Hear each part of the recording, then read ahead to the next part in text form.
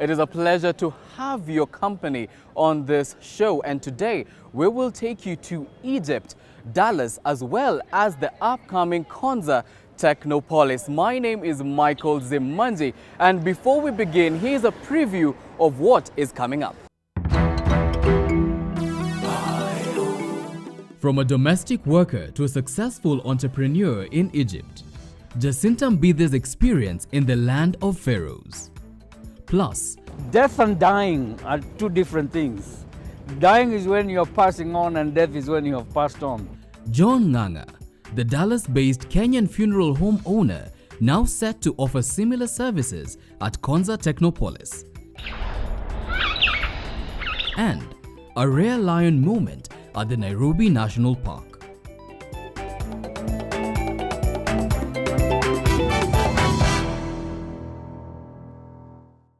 Alright, from a mitumba seller to a successful entrepreneur in Egypt, Jacinta Mbithe kicks off today's show as she narrates how relocating to the land of the pharaohs has bettered her life.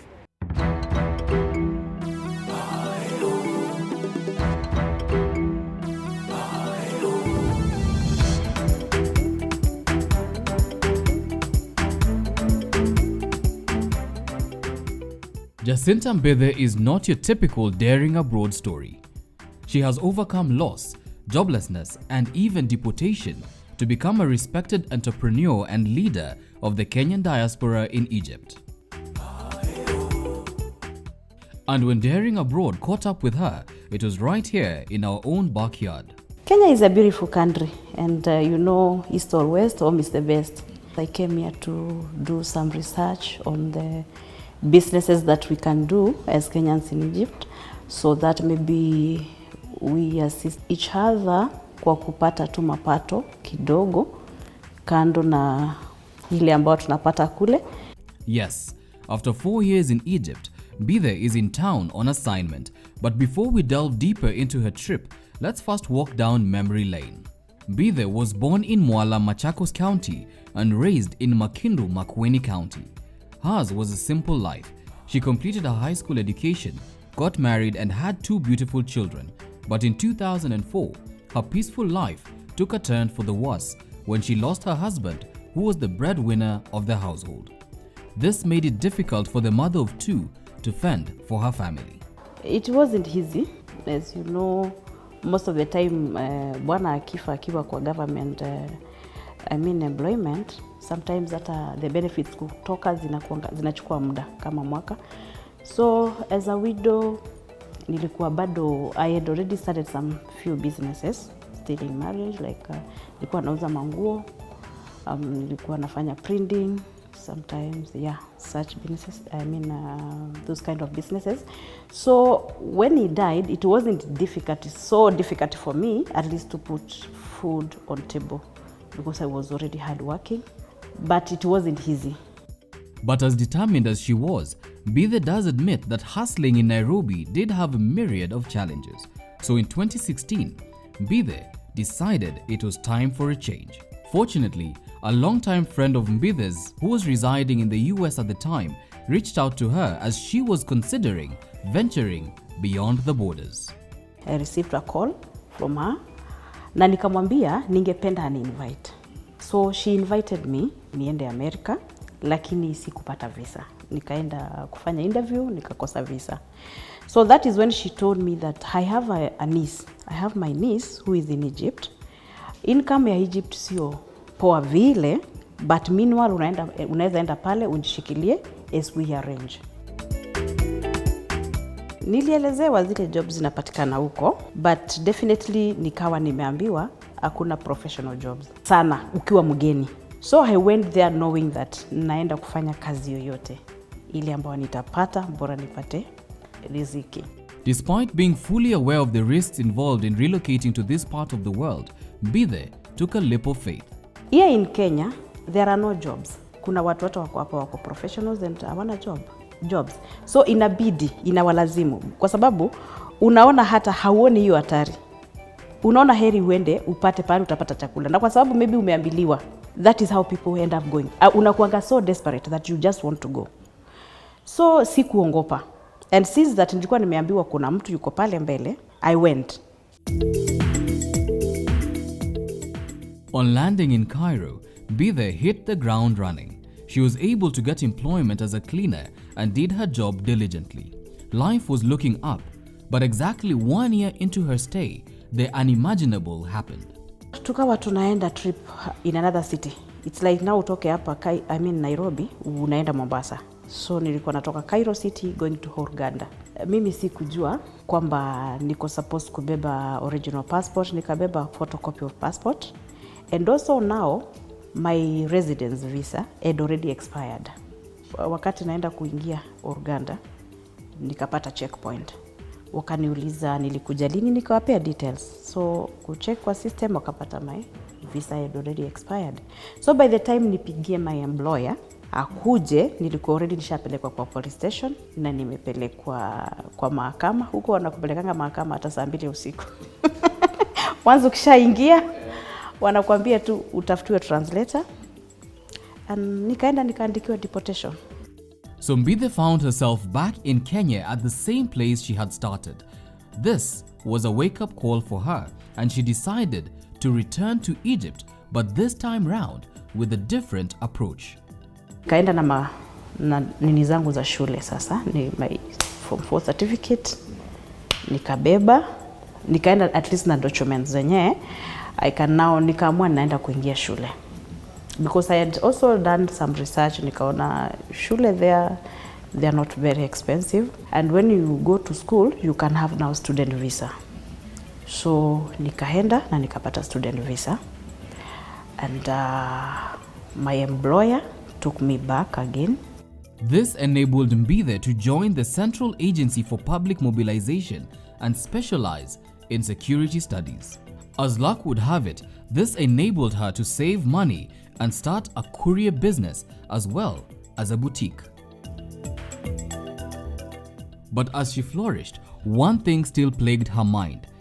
Her experience inspired her to change the status quo, especially when it comes to access of information and support systems to Kenyans living in Egypt. I started collecting numbers za Wakenya. Nikipata kuna Mkamba, nachukua number. Actually, I started with Kamba community. We were like 10 Kambas in Egypt. So tukaanza ka group. And luckily it did well.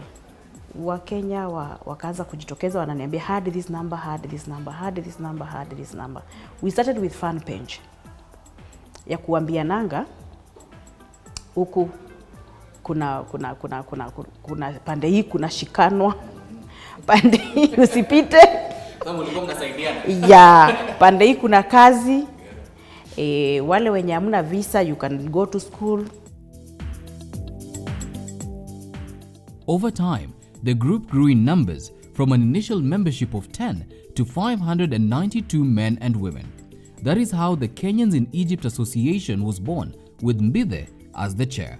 The Welfare Association assists Kenyans in Egypt by providing them with financial support in cases of bereavement or illness, employment vacancies, as well as access to information when it comes to matters immigration. Since we started the association, we have managed to bring back Kenyans who have died over there, and we finance even the burial. And hospital bills. Kuna Wakenya wanagojeka kule, unapata bill, it is more than like for example 100,000 of Kenyan money, na ni mgonjwa hawezi akafanya kazi kwa muda. We clear the bills, we ensure that tumempatia pesa ya matumizi until akue stable aende kazi. But it is not just welfare that the association is interested in. They have also done a lot of investing in Kenya. We have 4 parcels of land in Kitengela, tumenunua, and now we are in the process of vile tutazijenga. We want to build apartments there. Zenye kila member atapata nyumba yake. Wale wameregister, they are now 114, but pia now kuna phase B ambayo iko na around 70. So initially roughly like we are 190 for the investment. So we want to build apartments zenye pia tutapata pia za kukondisha pale, zenye zinaweza letea group income. Mbithe considers herself lucky to be able to rise from rags to riches in 4 short years in Egypt, and that is why she considers daring abroad as one of the best decisions she ever made. My daughter now in her last semester in USIU University. Nimekuwa nikimlipia school fees single-handedly from that business. Sasa hizi anafanya criminal justice and international relations. Kijana sasa ako form 4, the last born. Ako Hanesta Lanet. So imenisaidia kusomesha watoto and I thank God for that. And from her experience, this is what she has learnt from her stay in the land of pharaohs. Kumbuka nini imekupeleka huko, maintain, be disciplined. Na kama mavazi ya huko haikuruhusu uvae vibaya, wear the way they want. You have to know the culture of that country. You have to know the do's and the don'ts. Wow, what an inspiring story and a testament to what one can achieve if you're determined to make it. With that, time now for a break, but when we return... Death and dying are two different things. Dying is when you're passing on and death is when you have passed on.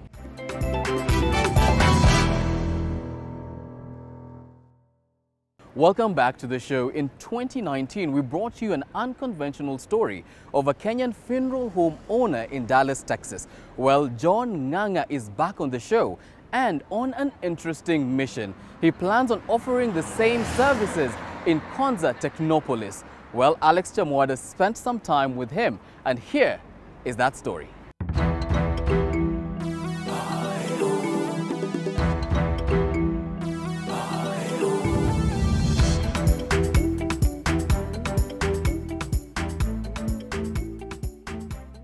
John Ng'ang'a is the chairman of Trinity Group International, which runs businesses in Dallas City, including funeral homes and restaurants. Welcome to Dallas, Mr. Alex. This is what I was telling you about, as you can see. I first met him in Dallas in December 2019 as he shared his business experience abroad, specifically what it takes to run a funeral home abroad. Ng'ang'a, who is among Kenyans living in the diaspora, keen to invest back home, has been following developments at the Konza Technopolis, which is set to become the first smart city of its kind in the region. In Konza, a lot of people are thinking IT, but life has to go on. Like we have shared before, there's live, They're thinking of work, live, and play. There's a time to be born and a time to die. It's a phenomenon that we all have to go through. Horizontal infrastructure at the Konza Technopolis is at an advanced stage. With this in place, there is increased investor uptake in various sectors. Konza Technopolis Development Authority, that is overseeing the development of the Technopolis, holds regular investor conferences to raise awareness on the investment opportunities in the Vision 2030 project. Ng'ang'a attended the conference that was held in June 2021. There are two things we are looking at. Number one, we are more into funeral homes. We want to see how we can present that to the board, see how they can accept that. Number two, we have international investment companies like McDonald's. We don't have a McDonald's around. This is going to be a first-class city. We are looking and engaging McDonald's on that. And we are also trying to engage transport in terms of air transport, helicopters, facilities. While everyone at the conference was referring to the Konza Technopolis as a place to live, work, and play, Ng'ang'a posed a question. How about dying? What is wrong with us creating a very nice facility here for those who pass on? I've been here the whole day. Which means there's something interesting. There's something interesting. In my interaction with Ng'ang'a after the conference, I kept learning more and more about the meaning of death.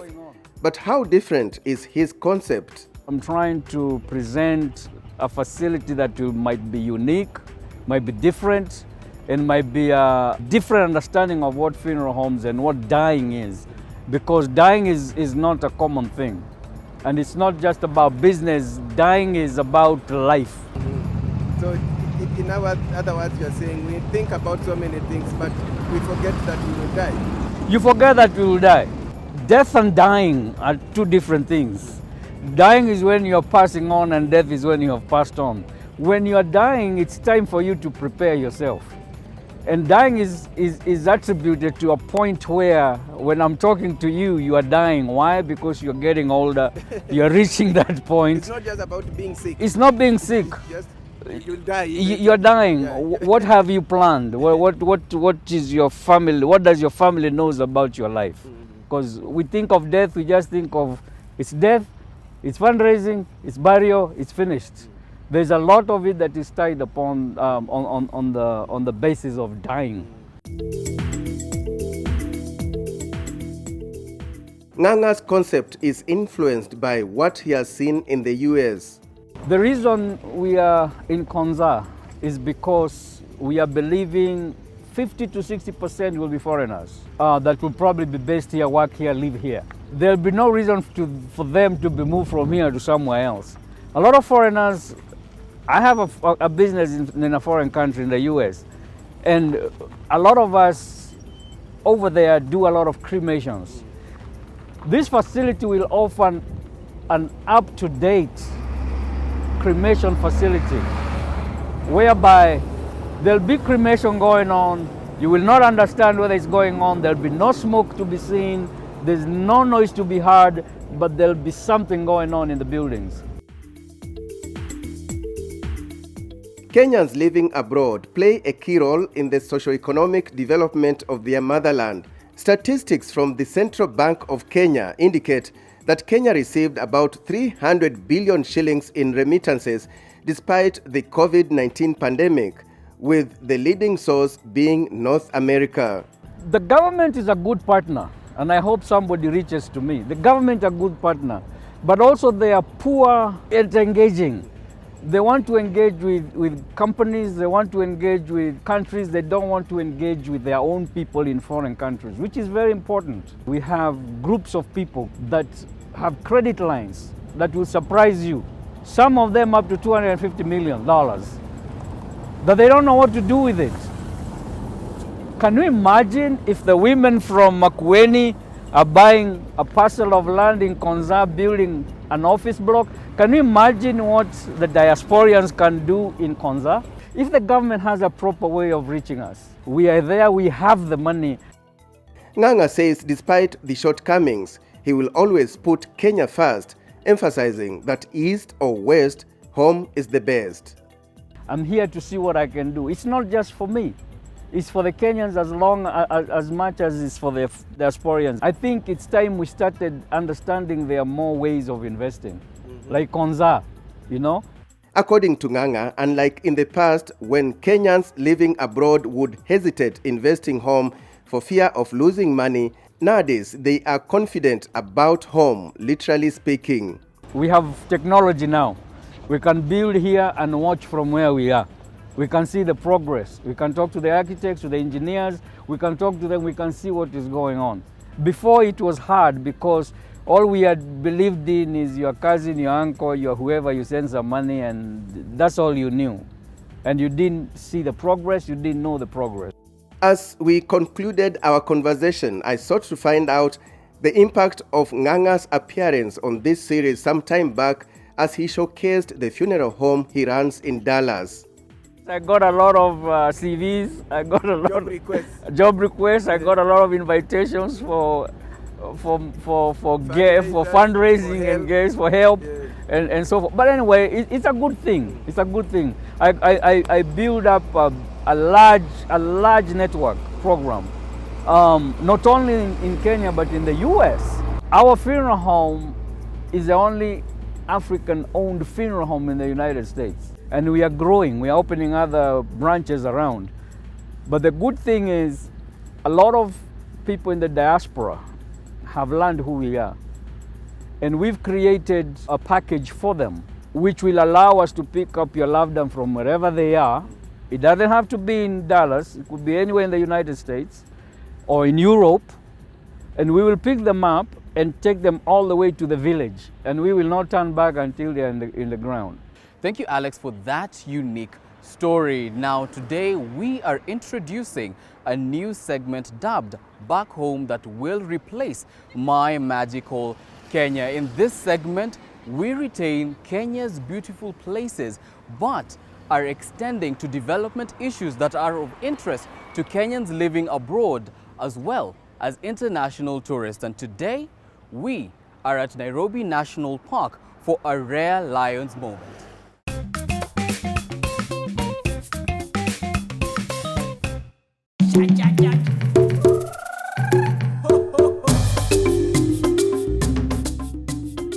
Nairobi National Park is very rich in biodiversity, especially the mammals. We have the big fives here in this park. We have 4 big fives.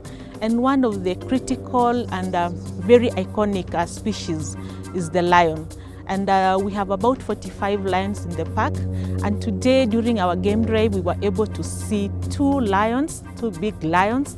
The lions that we saw are Kitili and Pakasi. So these lions are very unique in that since inception of this park, we are able to see people naming these lions. And apart from KWS or Kenya Wildlife Service or Nairobi National Park knowing this wildlife, we also have other stakeholders who really have interest in doing the lions, in watching the lions. So they come, they view the lions, they even give the name together. So we do with stakeholders by naming these lions. Some of the lions, they work in prides. We saw the Kingfisher pride where it has about 17 lions. So we have the lioness also that most of the time they're the ones hunting. They do a lot of work in making sure that they hunt. So the lions here, we've collared most of them, not all of them, because collaring also is a very expensive venture. So we have people or donors who come in to help us into collaring these lions. Once we collar the lions, we are able to track these lions. If they go outside because of human-wildlife conflicts, we are able to know that they are lions that are outside, and we are able to really go and arrest the situation before it does any damages.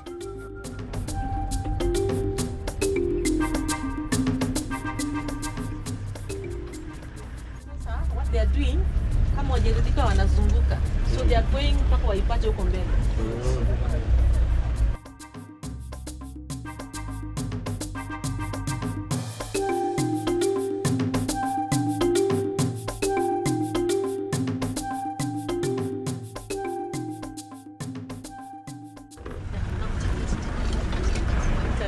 Mnajienjoy? Mmeona nini? Tumeona simba baba. Mara ya kwanza maishani mwako? Mara ya kwanza. Wow.